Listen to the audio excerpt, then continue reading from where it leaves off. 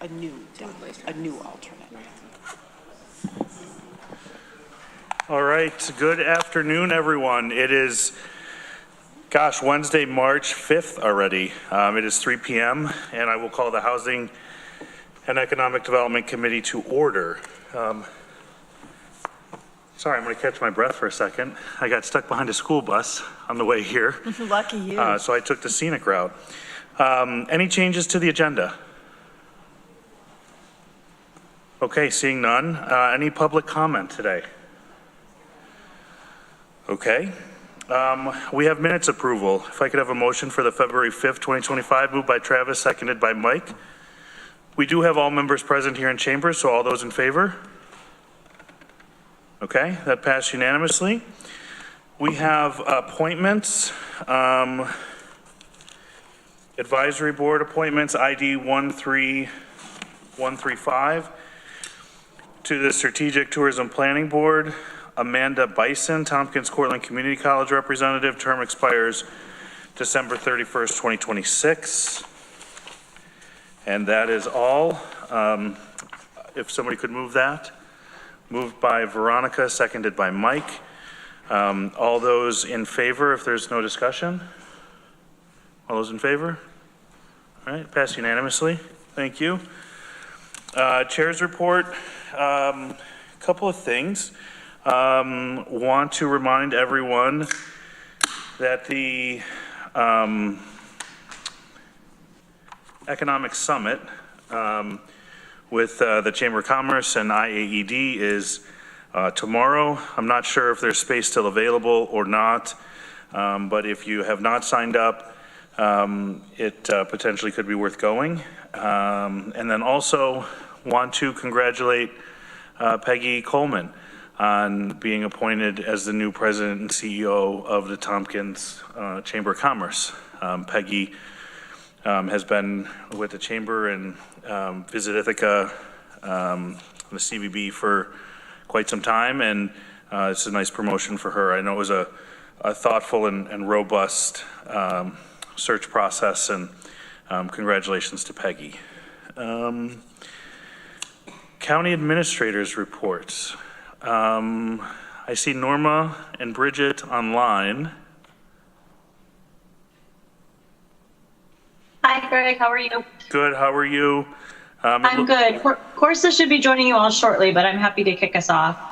Okay. It looks like we have our 2025 departmental goals, ID 13146. I can. Yeah. Yeah. Mm-hmm. Do you want to kick those off, Bridget? Yeah, sure. So just like with other committees at this point, we've compiled the goals for those departments that report to the Housing and Economic Development Committee. You can see those listed there. So please, upon review, if you have any questions, you can direct those to the department heads that are here. We also have a couple goals that we pulled out specific to county administration that we know will be updating you all on throughout the course of this year that are under the purview of HED as well. Okay, and we are now joined by our county administrator. Of course, so we're just going over the departmental goals for 2025. So questions for the county administration team or any of the departments that have goals submitted?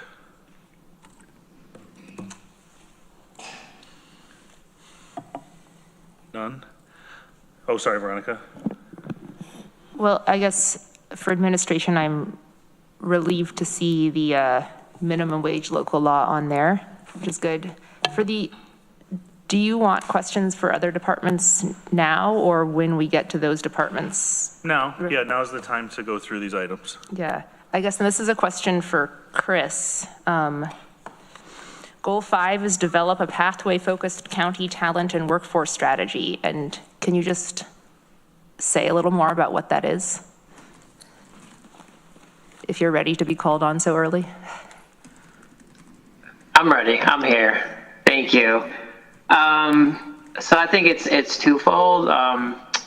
In my role, I'm trying to find time to work with the county and different departments find their needs and promote openings that they have, either through promoting at a job fair or letting them come and be like a meet the employer, like they can come to the Career Center and do an event to talk about their career, their jobs and what they have to offer, or even creating a flyer for them to hand out. So I'm also part of the Human Resources Retention Team, which also has to do a lot with retaining county employees and working on initiatives.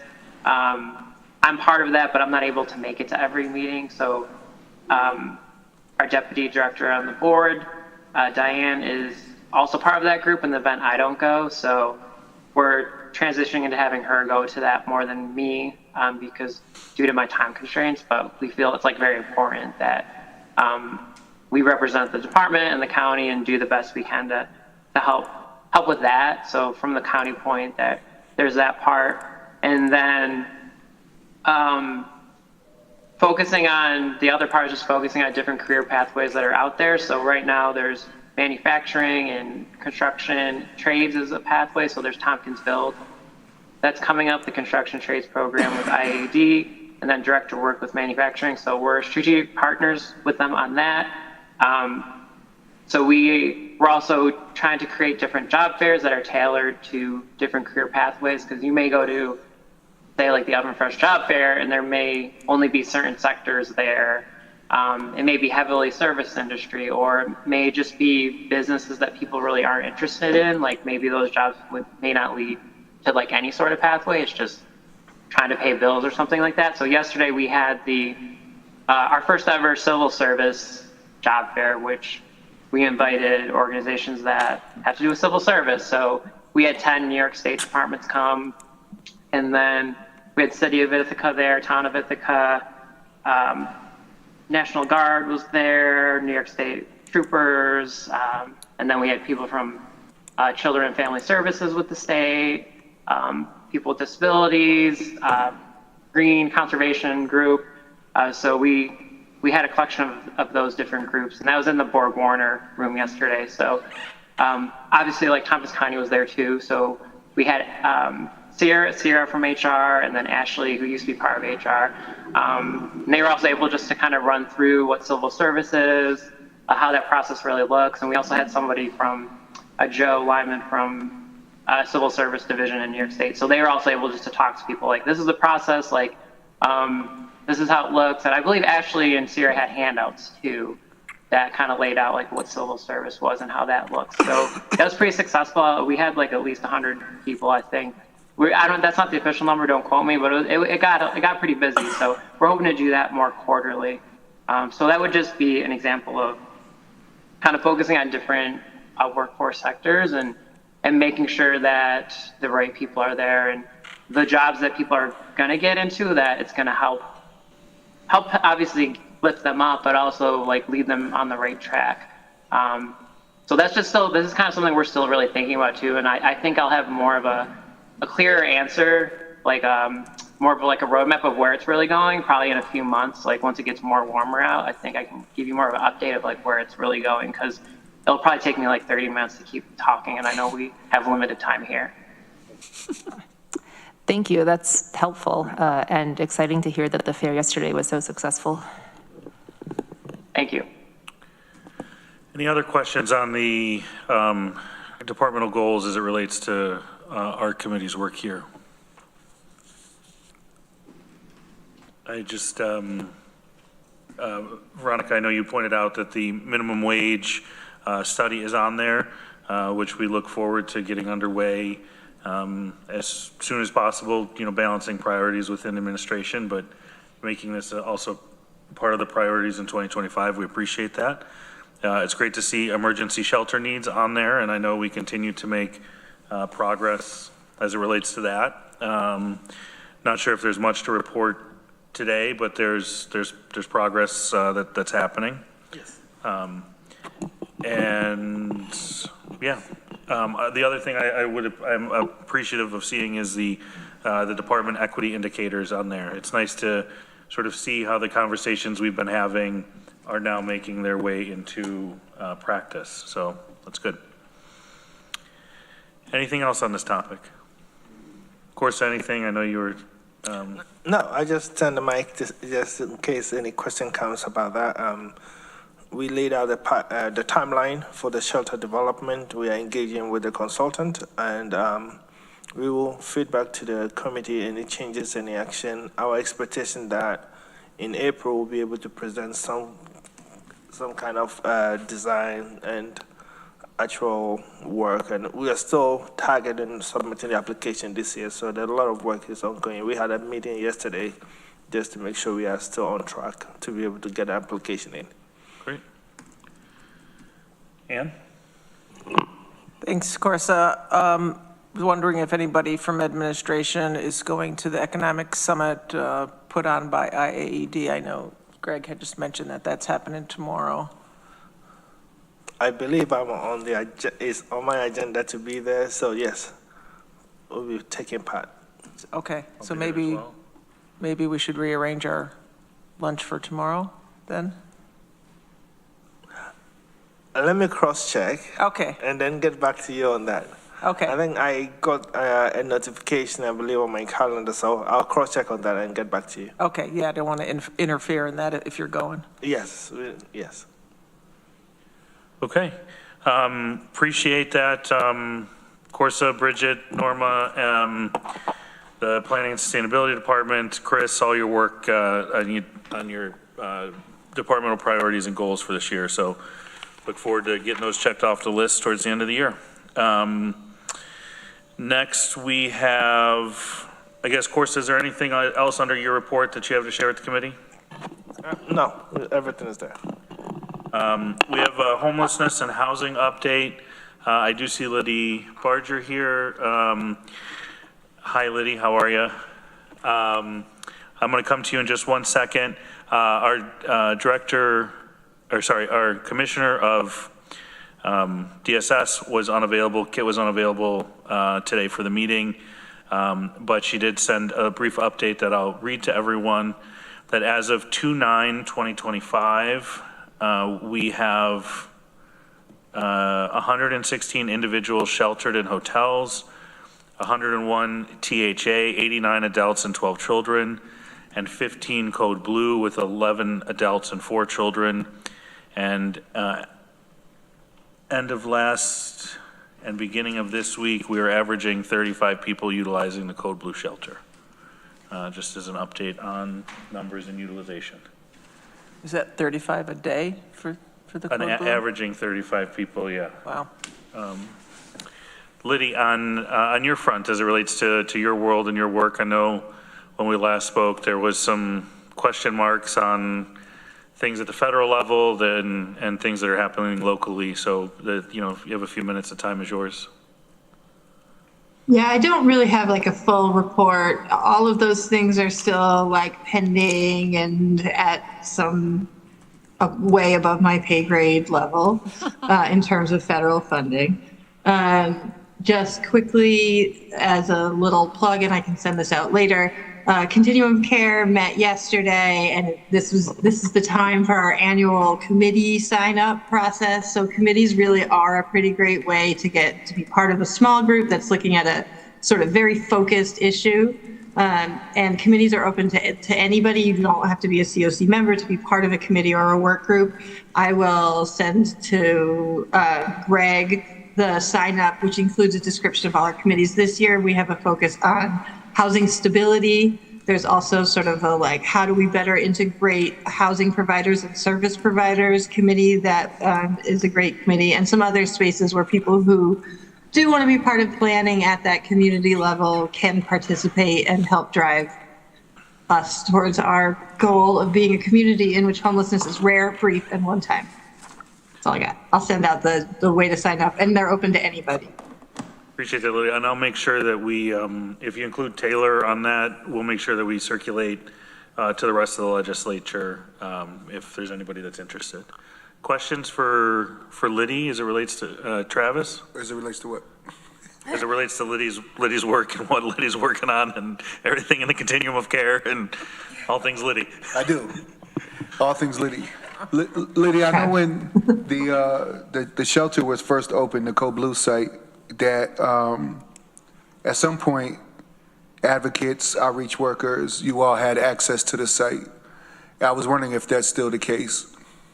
So that probably is like a county question more than a Liddy question, but my understanding is that the advocates are able to access people who are in the site between the hours of 4 and 7. Okay. And I think that remains to be the case. So people can come during those times if they're looking for people that they're working with. Have you all been to the site? I have been to the site. Okay.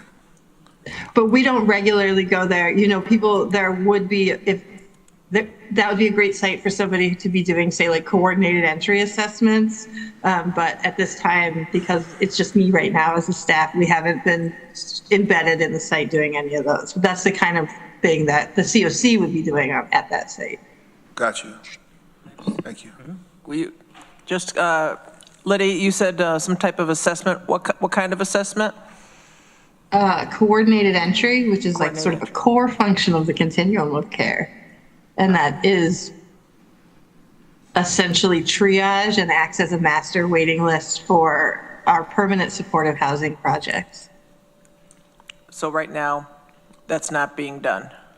I mean, coordinated entry is being done all over the place by many people. There's something like 54 people in our community trained to do it. It's just not, we don't have like a regular, Wednesdays from 4 to 7, somebody will screen you for coordinated entry at the site of the shelter. But coordinated entry is still happening all over. It's like a no wrong door approach. So there's people trained all the way from like the hospital to street outreach, many organizations trained. Okay, great. Glad to hear. Thank you.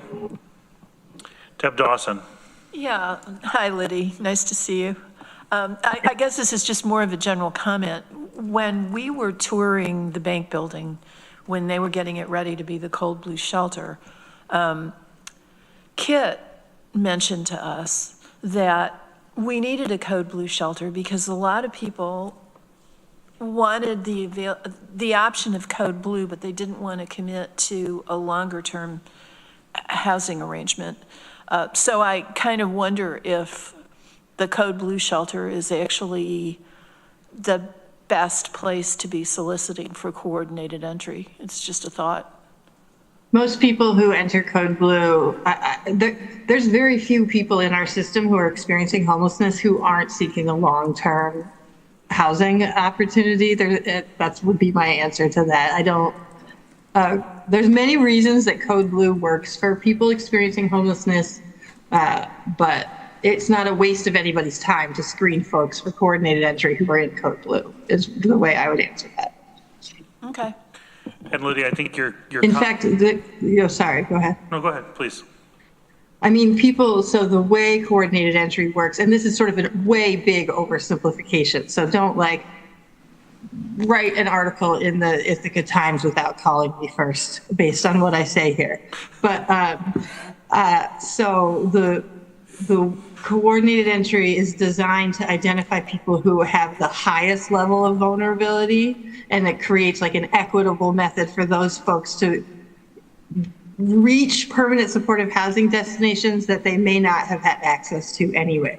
So folks who are in code blue are likely to actually so-called score the best, which isn't a great way to put it, but score high on some of those vulnerability assessments, which would put them at a higher likelihood of getting served with the permanent supportive housing. Well, that's good to know. I just find it interesting that there seems to be this disconnect between what we're hearing from different sources. Yeah, I mean, anybody who meets the criteria of literally homeless is totally eligible to complete coordinated entry. I don't think it's fair to make, I don't think homelessness isn't a monolith. No. So like, there's no way to make a statement that applies to all people in any of our spaces anyway. So I think people sort of have a perspective and operate based on that perspective, but that doesn't mean that it applies at all. And Lydia, I think to your earlier point, I think you said, and correct me if this is wrong, but there's no wrong door to enter, is kind of the mentality with coordinated entry, and that's why that's right. the net is so wide, or the reach is as wide as it is with all the various partners, is to just try to work with someone wherever they may be, however they may be identifying or interacting with the I'll say the system, for lack of a better term. It's a voluntary process, so people have to say, yeah, I would be interested in housing that comes with supports, because that's all that coordinated entry refers you to, is supportive housing. And you have to be experiencing literal homelessness, and other than that, there is no wrong person. There's not a lot of, we don't have a robust system, right? So it can feel, coordinated entry does not create housing. What it does is it prioritizes people with the highest vulnerability to death, is actually what they're talking about when we're talking about vulnerability, for supportive housing opportunities. So it's not like a one-to-one, like you don't do the coordinated entry screen and be guaranteed a spot in one of those housings. We have too much scarcity for that. So there's a lot of reasons that people don't always do coordinated entry. It doesn't always feel like the fastest path to housing, but it is worth it in terms of getting on the like case coordination and by name list. So, Go ahead, Deb, if that's following, and then I'll get to you. yeah, I just wanted to follow up on that. So how do you coordinate your prioritized list with potential housing opportunities? If you go to our website, you can probably, it might be worth it to read. There's like a whole explanation behind it, but basically for projects that have an opening. So let's use Tompkins Community Action Magnolia House. That's a permanent supportive housing that uses coordinated entry as the only method for entry into that project. They would let the coordinated entry lead know that they have a vacancy. Coordinated entry lead would sort of overlay the vulnerability score that somebody received in that assessment. So when someone does the coordinated entry screening, it basically generates a number that is a score. They overlay that score with the eligibility criteria for the project. So for Magnolia House, it's women who have substance use disorder, parenting, or have a family reunification plan, and then screen through the list for all the people who have that eligibility, and then order it by their priority and refer them directly to Tompkins Community Action, who then contacts them directly to finish the eligibility screen. How do they get contacted? How do they get contacted if they don't have housing? There's many ways they get contacted. I mean, people who don't have housing often have phones, and if they don't have phones, so in the part of the coordinated entry screening, it asks the question, do you have a phone? Do you have an email? Is there a messenger where we can contact you? And then we ask for 2 people that you're working with who you'd be willing to have contacted on your behalf. And then we meet once a month. And we go through the list of everybody who's on coordinated entry, whether or not they've been referred anywhere. So if there are updates, if a provider has been like, oh, I saw Deb out on the corner and she let me know she has this new number, we keep the list updated. Not being able to contact somebody is actually sort of lower on our list of issues with coordinated entry, although it does happen. Thank you. Veronica? Yeah. These explanations are helpful. Per the discrepancy Deborah mentioned, I noticed, Liddy, you said that most people in Code Blue, something like most people in Code Blue are interested in permanent housing. And then you specified that coordinated entry was for permanent supportive housing. Whereas Kit, in our tour of the building that I was there for too, I believe was talking about people who were not interested in permanent housing through THA, through DSS.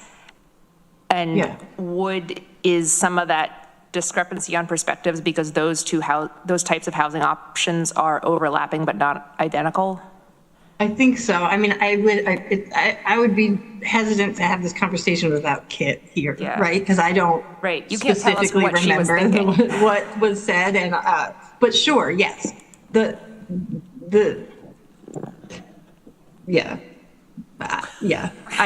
are different kinds of permanent housing with different sets of requirements for people. Yeah. Okay, so good thing to take away from this. It's a very complex, coordinated but manual and labor intensive process to sort of go through. And it sounds like, you know, there's a convening of service providers that are helping maintain and manage this list and keeping it as up to date as possible. For years and years, it's been going on. Coordinated entry. Some of the screenings and processes have changed, but coordinated entry as a system has been active and happening in Tompkins County since at least 2018 in the background without people knowing. It's been going, it's well established as a system. And I think too, Deb, for your benefit, last year, as we talked about, like the hysteria, the housing surge, et cetera, that those individuals came through the coordinated entry in the ranking system for those 41 ESHI units. Yeah. I'm getting it right. Well, congratulations. All right, so Deb has a question, and then Travis. Yeah, just a quick follow-up. On average, how many people are on that coordinated entry list? We have a pretty standard average of about 140 people in coordinated entry at any given time. And just for the full story, most months I have zero to 5 places to refer people to.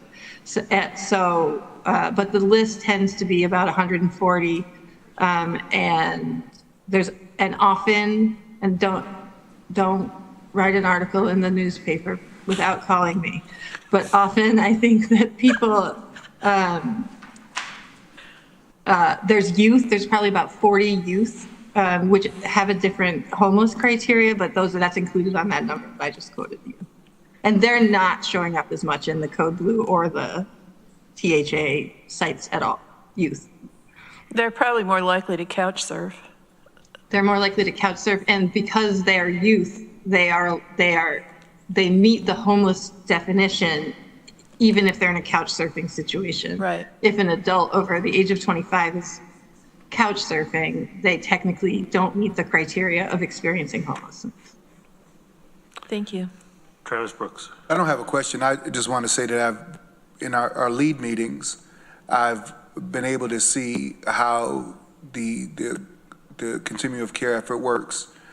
Several of our clients over the last few years have been able to get into housing through the continuum of care. So it does work. It does help get people into housing, and you can see all the conversation with different providers and folks from continuum of care working together to get people into housing. So it is a tremendous benefit to the community. I will say my second takeaway from this is I'm now going to start prefacing all my comments with, please don't write an article about this before you call me. I get nervous because I want to give information and speak as totally Liddy Bargerly as I can, but I also don't want to be literally quoted on especially numbers when I don't even have a screen in front of me that would be giving me accurate numbers. These are estimates based on my experience. I appreciate your willingness to be put on the spot and we can put that on our signature blocks. Yeah, exactly. Ann Koreman, one final question here. A suggestion actually that I would just like to say, if we're using that as a preface, that we call it "Don't barge ahead" with an article. Oh. There we go. All right, well, there's an Ann Koreman joke for the day. We've reached our quota. Thank you, Ann. Thanks for the time. I'm always happy to answer questions too. If people want to get in touch with me, I am reachable and happy to talk through. I'll get in the weeds with people if they want. All right, thanks, Lydia. I appreciate it as always. Hopefully the rain clears up and we can enjoy the rest of the day. All right, next up we have under Arts, Culture, and Tourism, our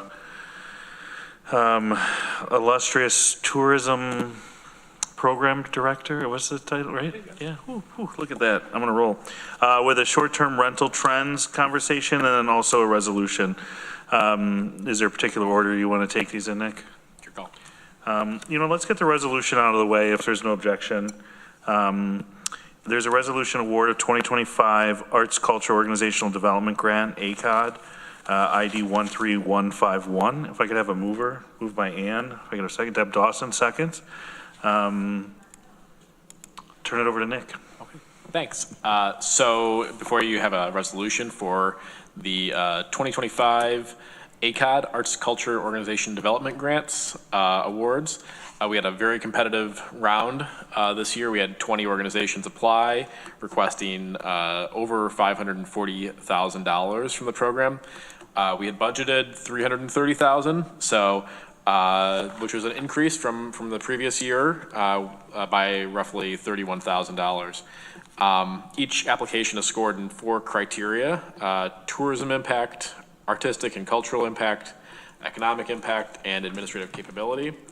We had a grant panel that consisted of 5 members. There's a typo, it says 4. There's actually 5 members. And they met 3 times earlier this year to discuss each application, and they had a chance after those meetings to revise their scoring and consider a slate of awards.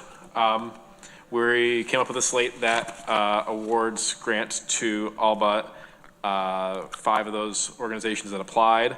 Many of these are consistent with previous year's awards, the amounts, because the total award cap remained the same from 2024. Yeah, we intend for these to be a 2-year contract. So pending the availability of funds, we'll come back to this committee with another slate of awards for 2026, which would basically be the same group. Yeah, that's basically it. There's a detailed score sheet in here, and I'm happy to answer questions folks have about the process or the results. Deb Dawson. Yeah, thanks, Nick. I did have a couple of questions. I noticed that one of the recipients is an organization that has a structural problem because of its location. Oh. Yeah. I don't want to mention Sure. any names. And then another one is an organization that seemed to be in sort of deep doo-doo financially going forward. And I just wonder, I know that you have your criteria for evaluating applications, but do you consider the long-term viability of the recipient? Yeah, no, absolutely. I believe that, you're one of the latter organization you're referring to was in the press recently, having, claimed some serious financial distress. This is the PRI, Paleontological Research Institution, that operates the Museum of the Earth. They have not been shy about their recent financial situation. I had a meeting with their director prior to, the evaluation committee to sort of get ahead of some of the questions there.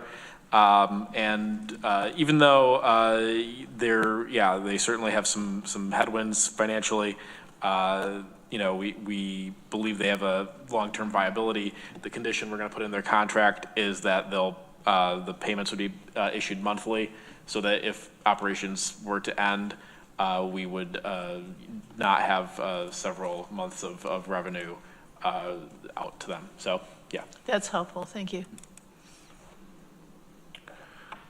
Other questions on this list? Veronica. Remind me, are these grants for any specific programs or just to these organizations in general for the work that they are doing more or less anyway? Great question. Yeah, it's operational funding. Many of the organizations request funding for staffing. That can be staffing that is back of house or development or marketing. But some of them do look for project-related expenses to fit in here too. The one thing this program really does not touch is any capital expenses. So this is not any building or construction-related projects in here.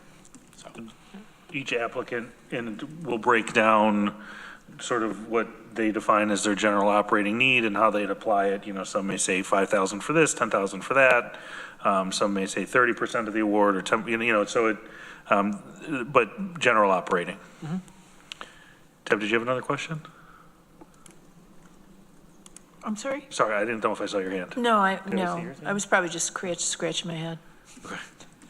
Other questions on this? Veronica? It's only tangentially related. I went to the Museum of the Earth again a couple weeks ago, and it's so cool. Everyone should visit while you can, which is hopefully forever, but you know. Okay, well, if there are no other questions, I'll move to a vote. All those in favor?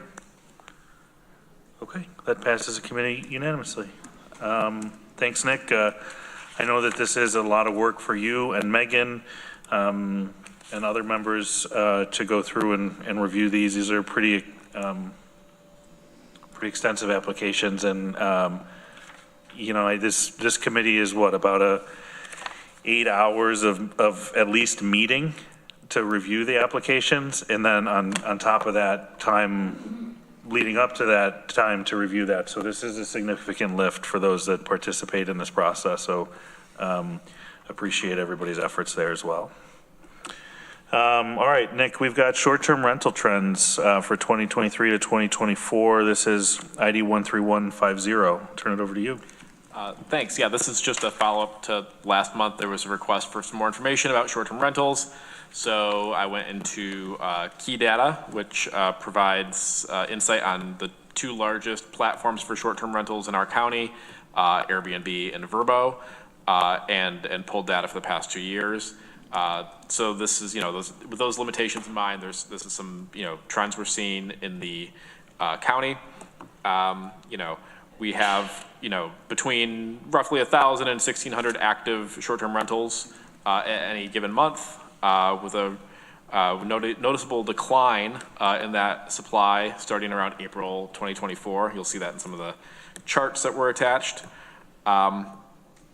Occupancy, I think, has been relatively stable in this segment the entire time I've been keeping track of it, roughly 20% on average, but fluctuating between roughly 9 and 36%, which is substantially lower than you'd expect for a hotel, but it's in line with this segment.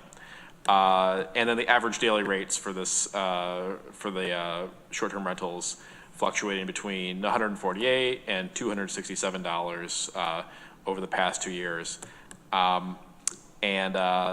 Yeah, so you can see in the breakdowns there's some detailed information broken out by month, by number of bedrooms, and then some charts, including one that it may be slightly tricky to read, but it also shows comparison between, I just picked 3 municipalities to compare to the county, Ithaca, Trumansburg, and Lansing, just to kind of show volume of supply across the market over the last 2 years. So yeah, this is just sort of informational item if folks have questions about this segment. I've got Ann Koreman and then Deborah Dawson. Yeah, I think I'm looking, well, the chart I'm looking at, packet page 23, which is, it says short-term rentals in Tompkins County. Oh, thank you. It's a little bigger. So is that the volume? Oh, no, sorry. That one is ADR is average daily rates. So that's the dollars per night that folks are paying. So in the future, could you print out what ADR is? Oh, yeah, sorry. Because I didn't know what that was, and just for our records. Mm-hmm. Okay. So average daily rate per night then? Mm-hmm. Wow. That's so you quite high. Yeah, and you can see, I think this was helpful to illustrate that even though we have really high volume of supply, I should say higher volume of supply in the city of Ithaca, you see higher rates in some of the other municipalities. So, and those are going to be driven by lakefront, right? If you look at like Lansing is higher, there's a greater share of. It's a better place to stay. As the representative from the village of Lansing, I'm sure you would believe that to be true. I think Lansing's a great place as well, but I also think the rest of the county's got great spots. But you can tell where lake property would fall in essentially driving those rates up, especially if you look at summer months, and also unit size is this is just kind of, this is by unit, right? This is all units. So this could be a 7-bedroom feeding into this and a 1-bedroom. Typically in the city, smaller unit size, a 1-bedroom accessory, 2 or 3-bedroom max. In, Lansing or Trumansburg or outside the county, you could see a 4, 5, 6, larger. Chateau. Yeah, full house, Okay. et cetera. So while this is helpful, it's not comparing the granular data, which you could get into of like a 1-bedroom to a 1-bedroom, Okay. a 2-bedroom to a 2-bedroom. This is an aggregate of units in that municipality, or geographic area, I would say. Is that? That's accurate. I mean, certainly proportionally, I expect we'd find more, 3, 4, 5-bedroom units in the outer rural areas than we would in the city of Ithaca. And there was on packet page 18 a breakdown by number of bedrooms. So you can see that, as you add bedrooms, the average daily rate climbs. So, which, no surprise there. Sorry, Deborah? Yeah, so Nick, your last sentence about if a local portion of sales tax were applied, it would generate 1.3 million. Does the state imposes a sales tax on rentals now? Yeah. I mean, the governor signed off on the short-term rental bill on the 28th of February. And I believe the sales tax goes into effect immediately. I'll take Steel Liddy's line, don't quote me. But my understanding is that takes effect. This line here is just calculated as straight 4%. I didn't go through the, all the flow chart to figure out how much lands within the county budget versus other municipalities, but just the overall local share. So I guess the follow-up to that is a question for Maury. If the state sales tax goes into effect, does our county additional 4% just automatically kick in? I don't know the answer to that offhand, but I would be happy to find out. Corsa says yes, so. Okay. Yes, from now. I trust Corsa on that. Okay, well, great, so we got more money coming. Yeah? Potentially. Yeah, so there's a couple of things that have to happen with this. There's a registration process, which will be set up through the county. Yeah, right now we're talking with finance and ITS to set up registration, basically modifying our existing hotel registration. And then you'd have to set up with the state, right, as a sales tax vendor? That's right. So this is where I think there's a little fuzziness in terms of if Airbnb is registering all of its properties and it's already collecting sales tax. It'd actually be an interesting exercise to do right now and just pop on Airbnb and see what shows up. But yeah. So like if you use a third-party rental platform, Airbnb, Vrbo, Right. Pick any of the other ones. Those are the big ones that come to my mind. They may, and this is still, to Nick's point, kind of the gray area, are they going to be registering and remitting on behalf of all of their properties? Or are they going to say it's up to the host to register and submit sales tax that they may collect and then they may pass off to you in a monthly distribution or something like that? That, I think, is where there's kind of some question mark around this. If you say that it's just like Deb Dawson Lake House rental and you don't use a third-party platform and you just use word of mouth, then you would have to go through and you'd have to register as a sales tax vendor. I think that's unlikely to happen. Collect that and then remit that sales tax. But that's where using the data or consultants and groups that we use are able to kind of help us pinpoint certain types of listings that may not be in compliance to an extent. But there's an enforcement piece to this that we still have to think through. There's a registration piece that has to be thought through. There has to be an adoption, right? Even though they have to do it as a short-term rental operator, it may take some time to figure out all these pieces. So it's a big question mark, but there is potential to have increased revenue for the county through sales tax collection. But right now, there's maybe a few more questions than answers. But there's a pretty clear directive that it has to get done. Yeah. Is that a fair? I think that's all accurate, yeah. And one other note is that there's a long delay period before occupancy tax has to be remitted through the state law, so that doesn't go into effect until November 28th. So that's basically our timeline for setting up our registration and making sure that's all set up. November 28 of 2025? Correct. Okay, I thought you meant November 2020. I was like, No, that's no, a very no. long time, Nick. Yeah. So, Well, but occupancy tax is a different thing than sales tax, Correct. obviously. yep. Further? Yeah, well, I'm just thinking, if the state says that these short-term rentals have to pay sales tax, then the state should be dealing directly with Verbo and Airbnb. I understand they are, yeah. Yeah, and I don't see why it would be so complicated, other than the piece that requires us to register these various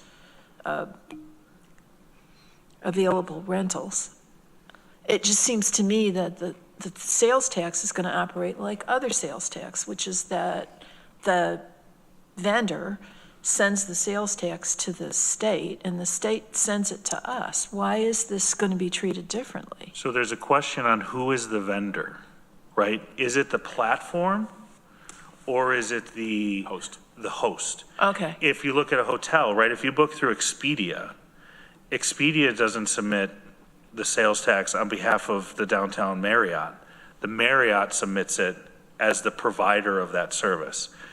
So the negotiation really becomes, does the short-term rental platform, Airbnb, Verbo, want to extend the service to their host to remit occupancy tax and sales tax collected on behalf of the host to the municipality or taxing jurisdiction? Or do they say, hey, you know what, no, we just want to be in the platform business. We'll disperse that, we'll collect it, we'll build it in as part of our fees, but then we'll disperse it to you as the host, and then it's your job to remit it to your taxing jurisdiction.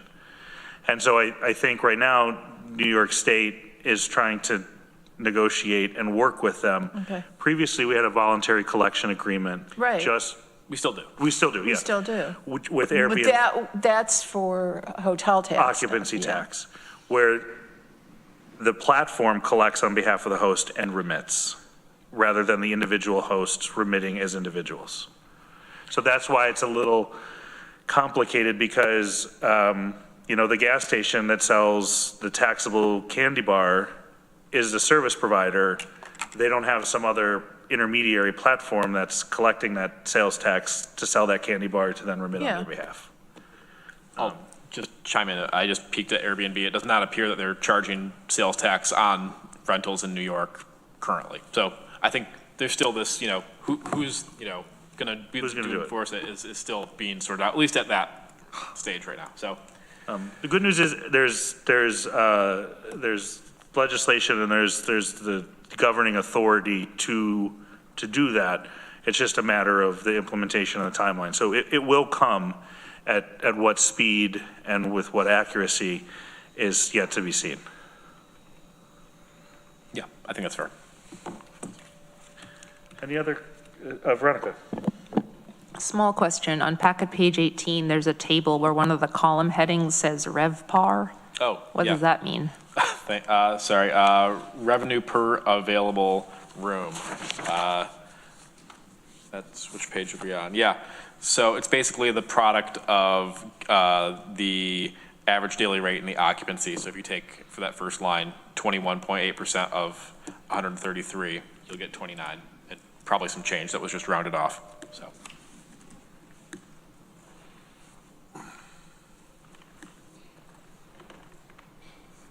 Good? Okay. All right, Nick, I appreciate it. Thanks. This is good conversation. This is good data, and it's nice to see it put in this way, so I appreciate your efforts on getting this together. Yeah, sure thing. Have a good day. All right, next we have workforce development. Chris Spahn, welcome back. Still here, thank you. We'll take your resolution first, and then if you have anything to add from your department. But we have a resolution, a budget adjustment, Tompkins County Workforce Development, new grant acceptance, New York Systems Change and Inclusive Opportunities Network, NYSCION-OMH, Youth Employment Program and Renewable Energy Training Initiative, Office of Just Energy Transition. Whew, ID 13101. Holy acronym salad. But I'm going to go ahead and move that. Seconded by Veronica. Chris, I'll turn it over to you to help us make sense of that. Yeah, no, I have trouble saying those things too, but that was good. No mistakes. This is just the money that grant money that we are getting. So whenever an opportunity arises, I put us on the list or answer questions I need to. So the first, I'll just start with the first one, the OJET, the renewable energy. So that's money that we can use to upskill people or get them out of the fossil fuel industry. And our goal is to work with Aloja and the Green Pathways program and kind of create a job experience for them, like once they're done with that program. So this is an ongoing thing that we're working with him. We're working out everything, and the hope is that when people graduate from his program, there's also opportunities through employers to gain more experience and then ideally be employed long term. So similar to like the direct work program, Danny we have the manufacturing aspect, and it's built in partnership with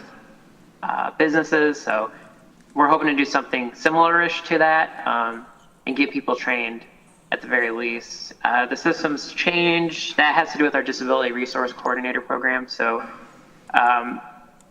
the Office of Mental Health from the state is giving workforce coordinators $30,000, and that's to further strengthen the Disability Resource Coordinator program. So the Disability Resource Coordinator will use those funds to seek training so that they are better equipped to work with people who may be facing mental health challenges.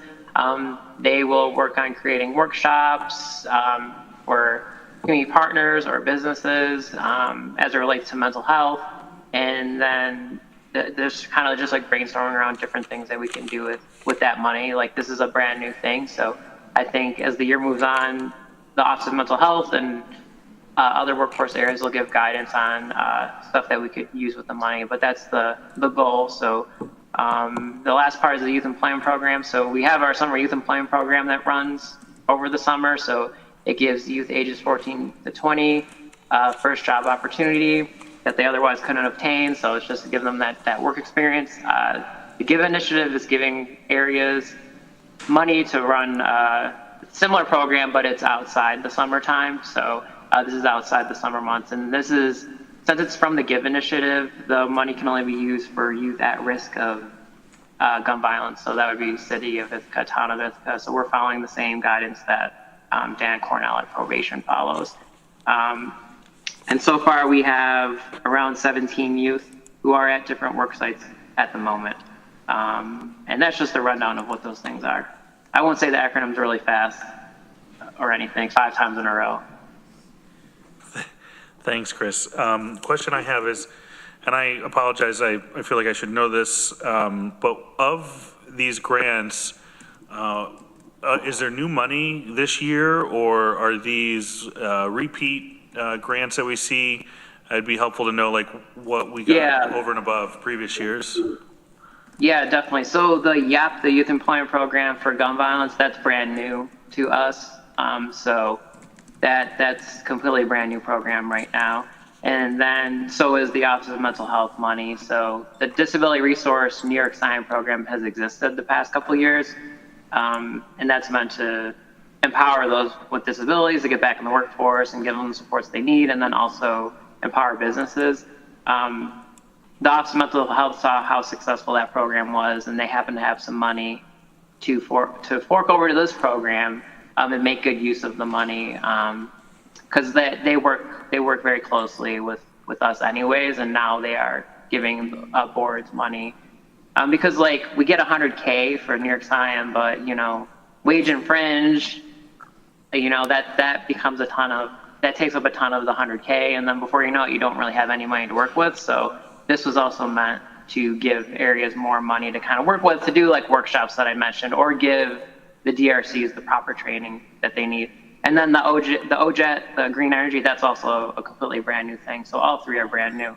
But thank you for the transition workforce specialists that you all voted for, because that is something that we're able to like use this money because we have that extra person that will be joining us. So appreciate the support from that way, because we can continue to take this kind of money in with that extra person. So I do appreciate that, because if we didn't get that support last year, then I would have had to say no to like all of this basically.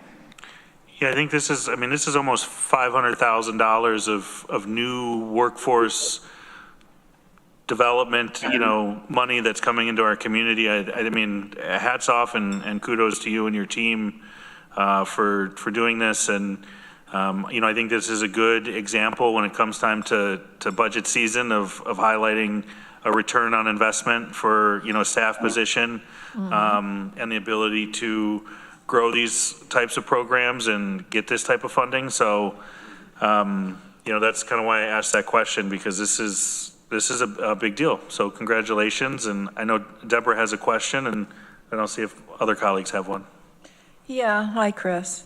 Hi. I was just curious if you could clarify, the whereases in this resolution indicate that this money was awarded by the New York State, various offices of New York State, but the revenue accounts all indicate that this is federal aid. So is this federal money or state money?